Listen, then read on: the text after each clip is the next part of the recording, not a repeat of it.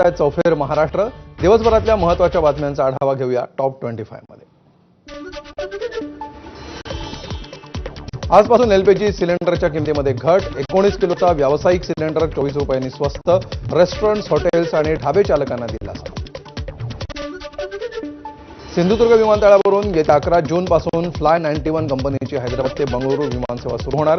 यामुळे प्रवाशांना लवकरच विमानसेवेचा लाभ घेता येणार.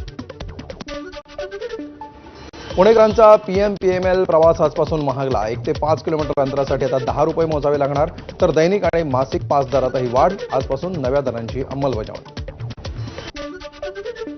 प्रसूती दरम्यान महिलेच्या पोटात आढळला कापडाचा तुकडा.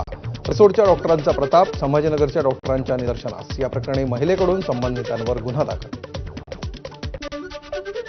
वाशिममध्ये पहिल्यांदाच दिव्यांग वारकऱ्यांच्या पायी पालखीचं पंढरपूरकडे प्रस्थान. 15 वारकरी 400 किलोमीटर करणार पायी प्रवास. ताजमहालच्या सुरक्षेसाठी ड्रोन विरोधी यंत्रणा तैनात. प्रतिबंधित हवाई क्षेत्रामध्ये होणारी घुसखोरी रोखणार.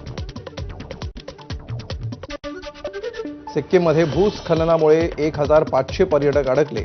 तर मिझोराममधील महापुरामध्ये 4 जणांचा मृत्यू. यापैकी 3 जण म्यानमारचे असल्याची माहिती. हिमाचलमध्ये पुढील 2 दिवस वादळ आणि पावसाचा ऑरेंज अलर्ट.